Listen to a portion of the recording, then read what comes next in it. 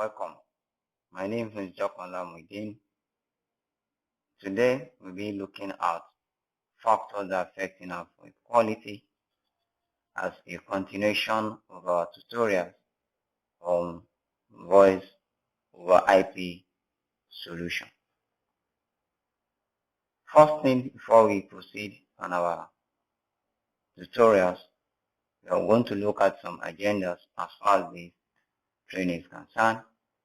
First thing we look at the introduction, then we look at what is a VoIP, what does it mean by VoIP as a result of somebody who is coming in. It's very new on the topics. Then we look at the jitter, what is meant by jitter. Then we look at packet loss, how is packet loss affects our voice quality. And we look at the delay, how is the delay happened, what are the factors that are responsible for delay on the networks. Then we look at the audio codec, why audio codec is so important, what does it mean by codec. You understand those things, we are going to look at those times. Then we look at the latency, which is part of things that affect our voice over IP quality at the other end. Also, we look at the echo. What are the causes of echo? How is the echo actually affect our voice quality? Then what can we do to mitigate the effect of echo on our networks? After that, we look at the bandwidth. What is bandwidth? How does it contribute to voice quality, to improve it or degrade it? So these are the things that we'll be looking at in the next few slides. Moving forward, as far as introduction is concerned, in our last episode, I will talk about the VoIP mobile extension, where we explained how we can actually set it up and do the configuration.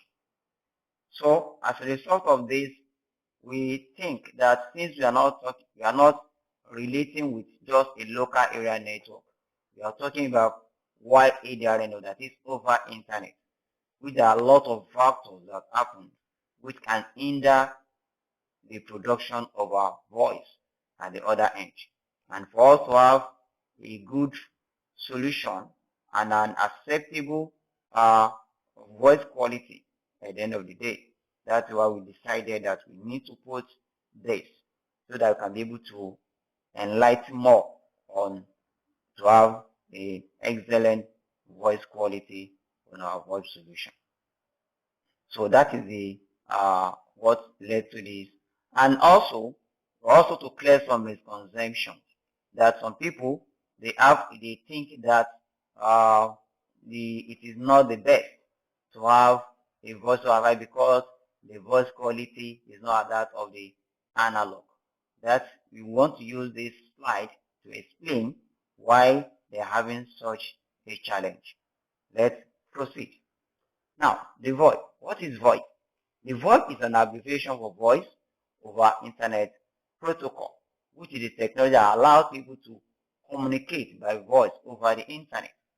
That is, instead of using the traditional means of circuit network.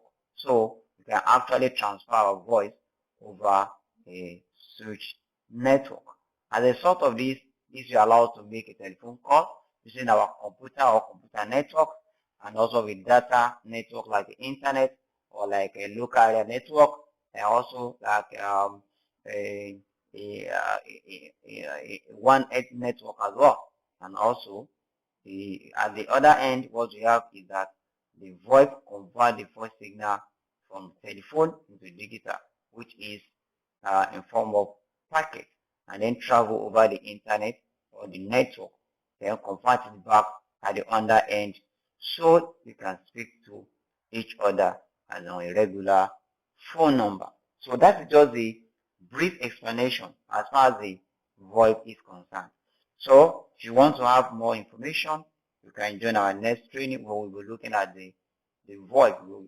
In that place, we want to look at some similarities between VoIP and our old PSTN and ISDN. Now, when we are talking of VoIP, we are meaning IP telephony. Because in this case, we are using it instead of using our traditional circuit switch system for voice communication. IP telephony uses a packet protocol originally meant for what? For data communication.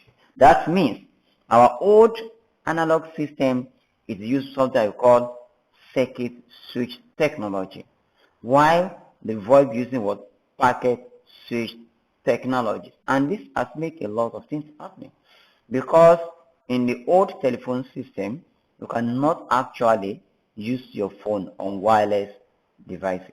But today, this is possible. There are a lot of features that is there on the IP telephony solution, which if you key into it, can actually serve your organization a long way. Now, what are the factors affecting our VoIP policy? Let's take them one after the other, because it's very, very paramount. Because your calls can be so annoying that if you are calling somebody and you cannot hear him, or you are hearing part of the statement he's making, so it's going to be very, very annoying. So for us to prevent this occurring, that's why we decided to put this up. Now let's start. One of the major factors that affect our VoIP call is jitter. That is, jitter is the time used to revert to fluctuation and delay as packets are transferred across the network. It is the changing rate of delay across a network. So if these packets arrive at their destination in different order, then how they were originally sent, they call it experiencing voice quality or jitter. How do we mean? Look at this diagram. We have Mr. A is speaking to Mr. B at the other end. Why on this network? This is the mode at which the data is sent, the packet is sent on the networks. In this rate, it is expected to arrive at the destination. But the situation is not always like that. Why? Because there are some bottleneck on the networks. For example, when the packet is actually traveling, when it gets to the networks, there are times that all these packets take different directions, though they are going to arrive at their destination. But if the time they are going to arrive the lag is just too much, this is going to lead to jitter, because they are actually traveling from one hub to another, from one switch to another switch, or from one router to another router. So there are varying degrees of delay. So this actually affects the first quality at the end of the day. What they can actually do to prevent this is, one, to ensure that we implement something like a QoS system on our networks. Not only that, our device too also play an important role, because most of the manufacturers today, they also implement something that we call jitter buffer. What this one does is actually that as each packet are arriving at varying times. For example, look at these cases now. We have 6 arrive before 1. So in this case, as they arrived, the jitter will now keep the packet. It will keep it for a short time for the other one to arrive. When they now arrive, now rearrange them. But this can also lead to another issue, which can lead to delay. Because if your jitter buffer is too big, it's too much, then it's going to lead to another delay. So there should be a moderate size of a buffer that's going to be left in such a way that any of the packets that arrive within that short time that have been assigned for each of the devices, this is going to mitigate the effect of jitter at the other end. Now, the second one that is very important is the packet loss.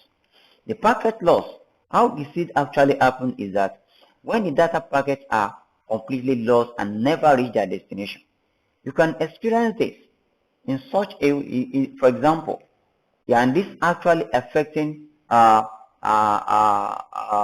UDP, a connectionless protocols. For example, you are trying to call one of your clients or one of your friends or one of your colleagues at the other end.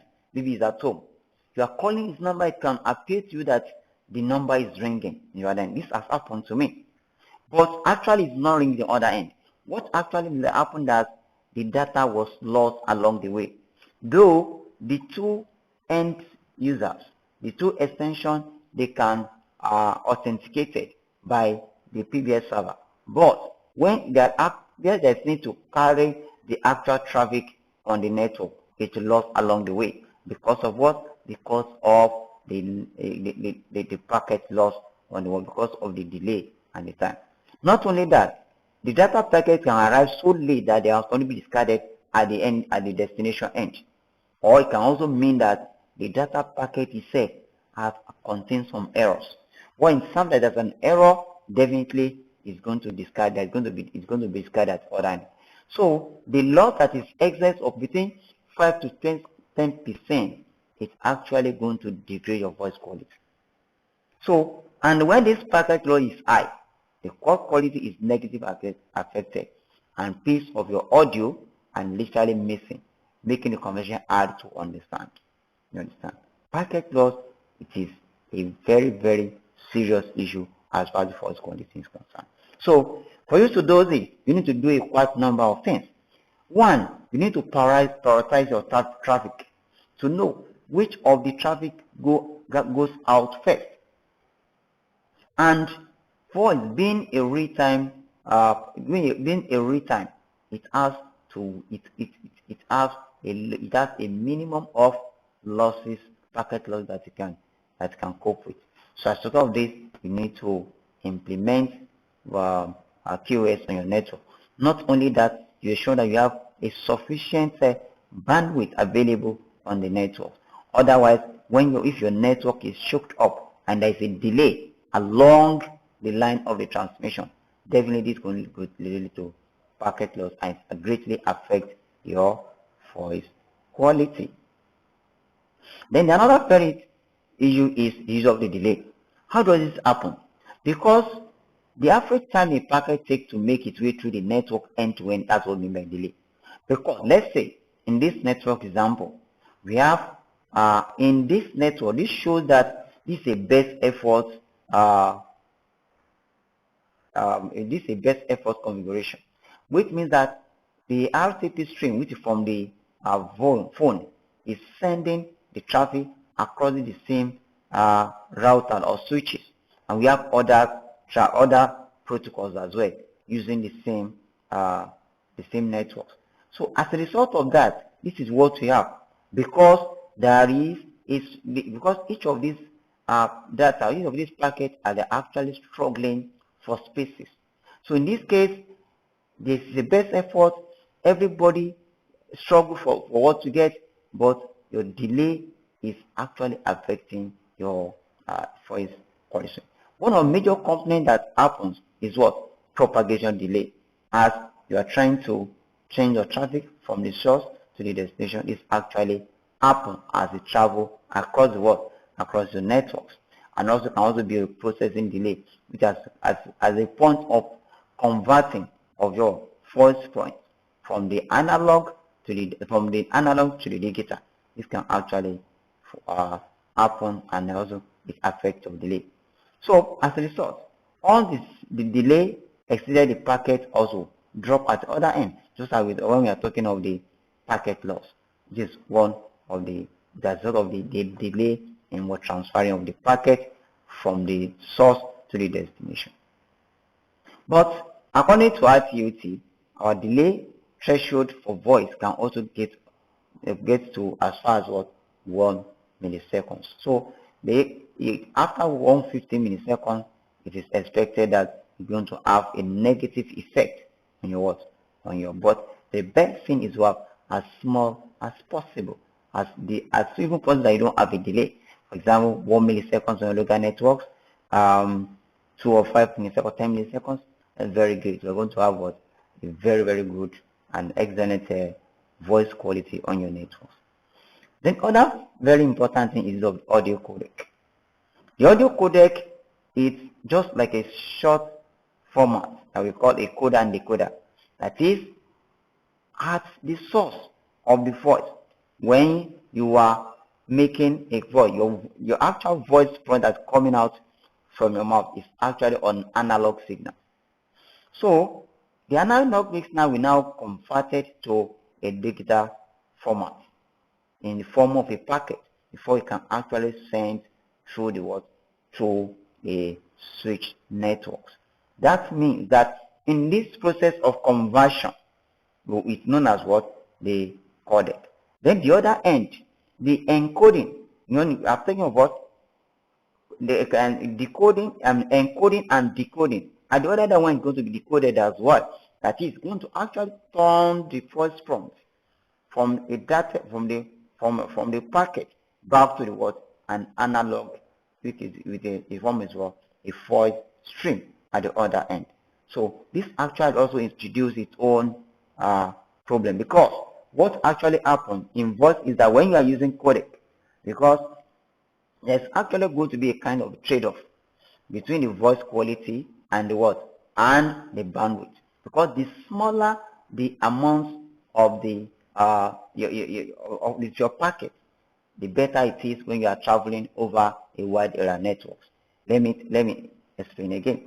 Because once your voice prompt is being sent, ordinarily it is form of up to 64 kbps of your voice prompt.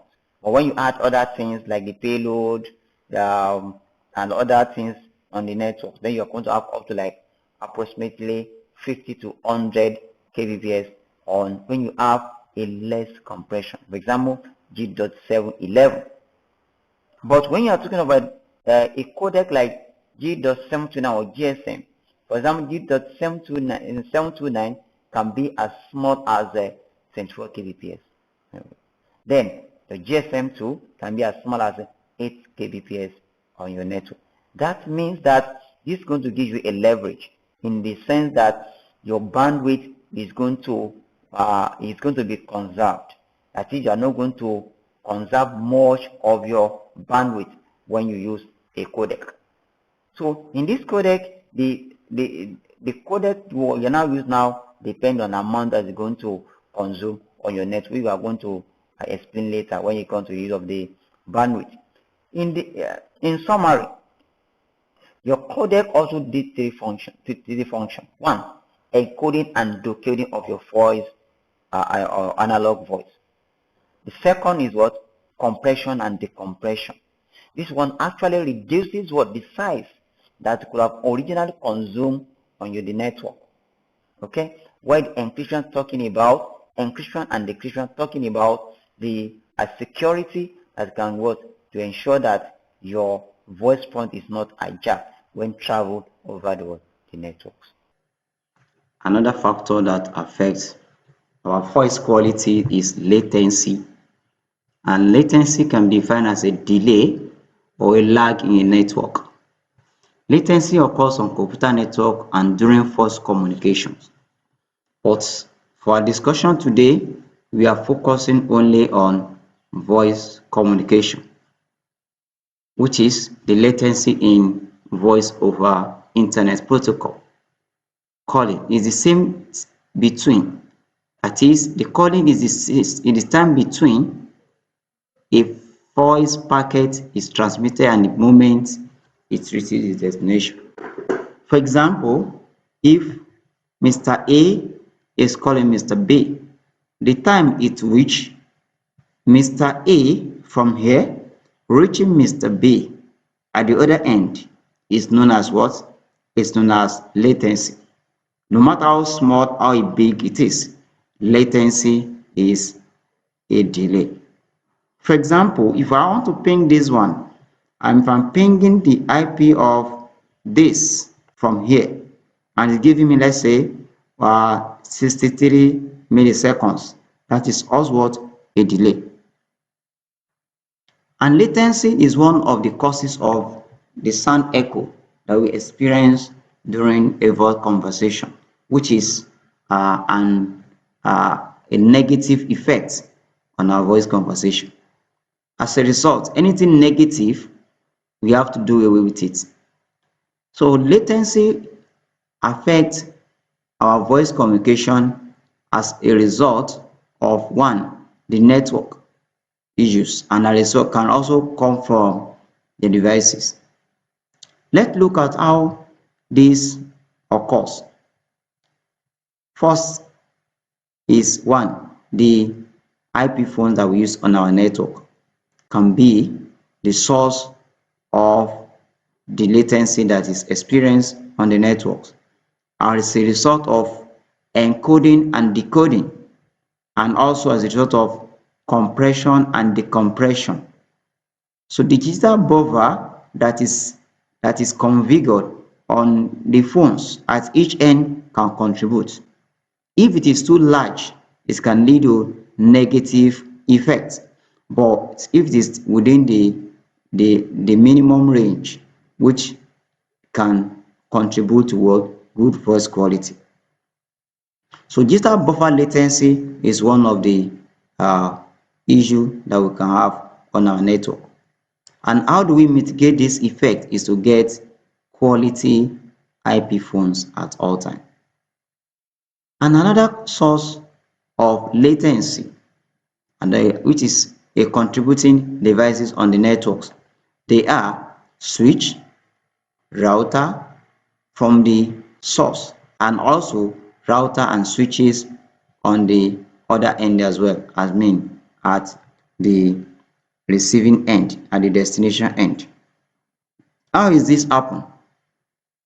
Switch and router can introduce something we call queue latency or decision latency into a voice network, because as more than one users are on the network, they are actually need to queue for their request to pass through, as this also what lead to a delay. The time at which this decision is taken when they are on queue is one that of course can lead to latency on our network. And the only way to mitigate that, there are two. One, ensure that your network is planned to ensure that you can be able to have enough bandwidth available to work with. Then the second thing is that the resources of your routers and switches should not be overutilized at all time. That's the second ways. Then the last one, which is the most potent ways to correct the effect, is ensure you buy quality switches and router for your network implementation. And the last one has to do with intercommunication between two or more LAN or on the internet, which is called the network propagation delay, which arise as a result of traversing of your voice packets on the network. Let's take for example, if it's between the switches and the router, there's definitely going to be a connection between them. A delay that happens there, maybe there's network congestion, this also affect lead to what? The delay on the networks. Then in between the two location or the two LAN as well, this can also introduce a delay. Or between floors, for example, if I have floor 1, I have this router, floor 2, I have this router, because of segmentation purpose, I can also have this delay can happen as a result of the propagation. Then another one is the delay that happen on the LAN between the router and the switches as well, is one of the issues that can affect our delay. But what can we do to prevent this? One, to prevent the network propagation delay, one of the things that we need to do is to ensure that we implement a QoS on our networks, so that can give priority to voice prompt at all times. The same thing happen to the switches and router decision and quick latency delay. By implementing QoS across our switches and routers on the network can actually mitigate the effect of latency on our networks. So the maximum latency that's allowed that is based on industrial standard as from International Telecommunication Union. It recommends 150 milliseconds. With that, your voice is going to perform well. It's going to have a good voice call. Then anything above is not guaranteed. You may have a delay, and also you can have echo. You can even have total time of voice calling. Then, very importantly, we talk about, because with all this, it actually bogged down to a certain fact, the bandwidth. The bandwidth is the data transmission capacity of a particular network. The amount of bandwidth that is available at your networks can actually aid or have as a what, as a negative impact on your voice quality. What do I mean by this? I can decide to use as big as I may decide to use a less compressed system if I have enough bandwidth to work with. This is going to give me what, an excellent voice quality. But in case if I need to ration, rather when you are talking of transversing or transmit your voice between two geographical locations. For example, you have one office in Nigeria and that office in New York. That in this case you don't have any option. You need to subscribe to the internet. So instead of the bandwidth that is you can consume on your bandwidth, and not only that, the number of concurrent calls expected on your what, on your bandwidth, this actually need to be carefully looked at. And also the bandwidth required will depend on the codec you are going to use. For example, if I'm looking at a bandwidth at which can serve up to like 10 people making calls concurrently.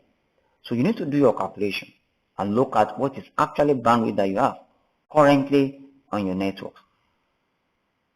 So the bandwidth of business need will depend on the number of concurrent calls you plan on making.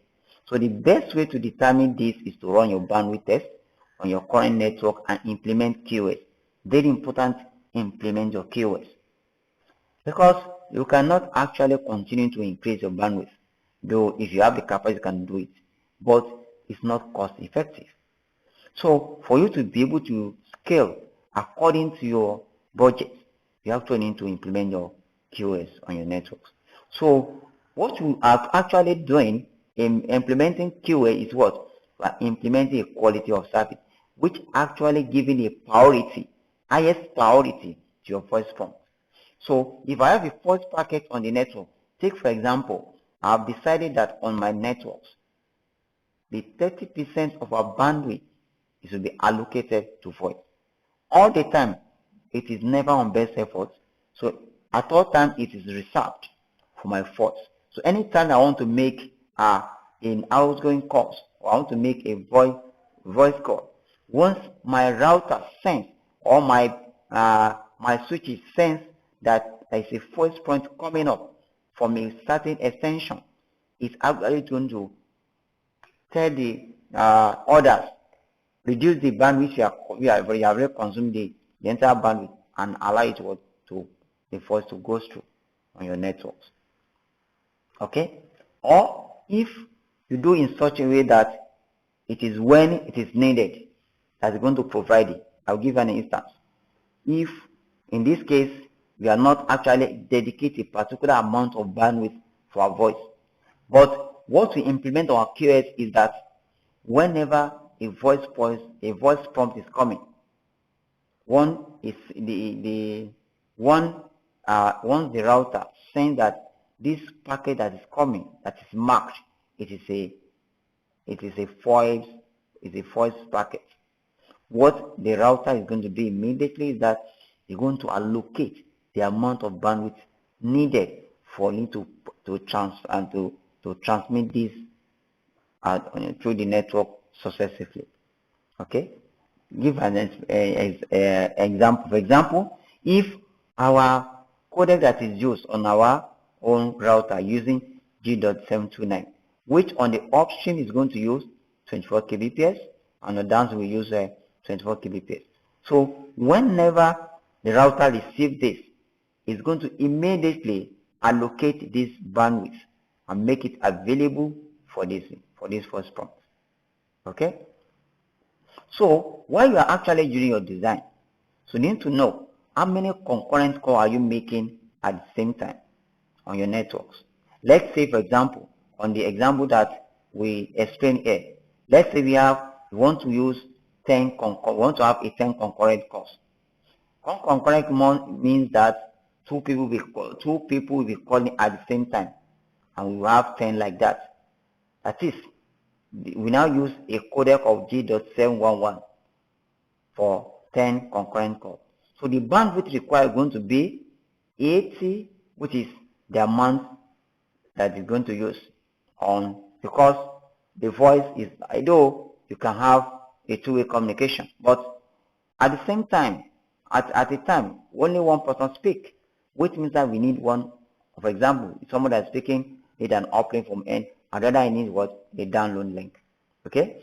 At this, from my own end, what I need to do was that I use 80 multiplied by 10, which means that I will need 800 kbps upstream and downstream at all time on my networks, dedicated. Okay? If it is, I'm using it as a dedicated link. That is, I will ensure that in my configuration of my router, I will ensure that the bandwidth consumption must always ensure that there is actually 800 kbps available for uplink and downstream at all time. So bandwidth reduction causes both delay and packet loss in the voice over IP. So very, very important. We have to take this case serious. Then another that's also related to the bandwidth is of the availability.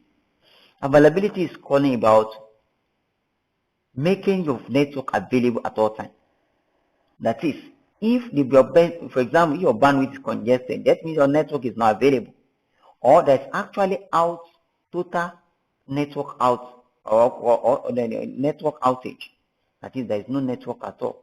Your voice cannot difference through, cannot have end-to-end communication, never ever.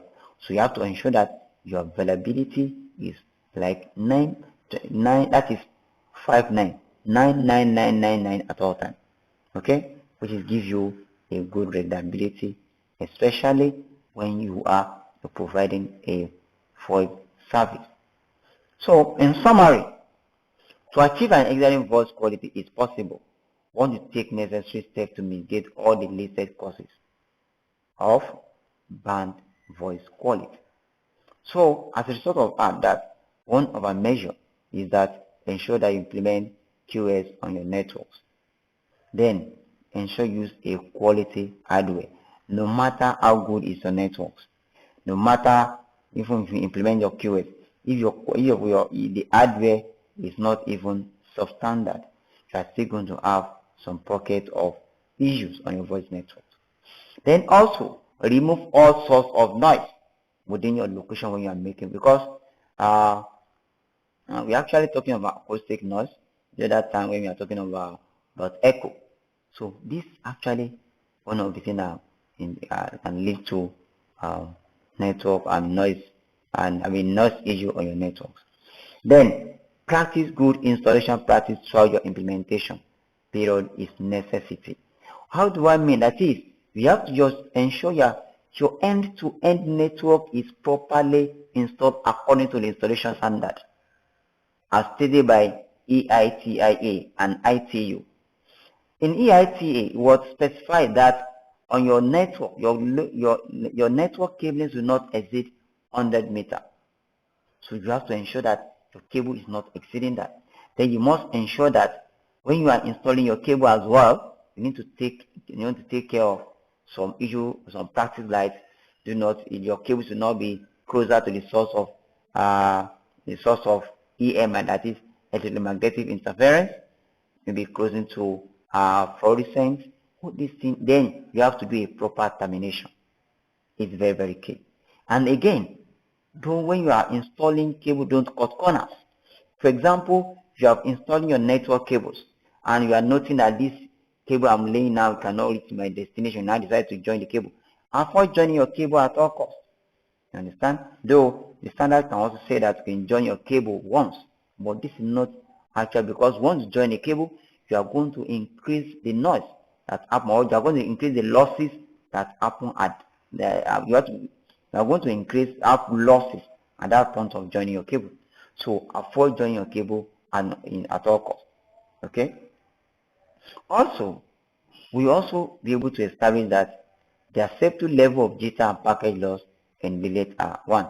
In jitter, our jitter should be as small as what? Less than what? 30 milliseconds. And also our package loss should not more than what? Should be less than 1%. Okay, because when packet loss actually was total outage of your networks. Then also the latency should not more than 150 milli or less than 150 milliseconds for your networks. So in summary, so it's good that you employ professionals to do your job for you. You're going to have a good voice quality end to end as anyone did.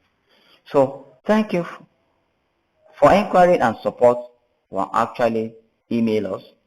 Our email is training@salcomtechnology.com, or you send to me directly within@salcomtechnology.com. Because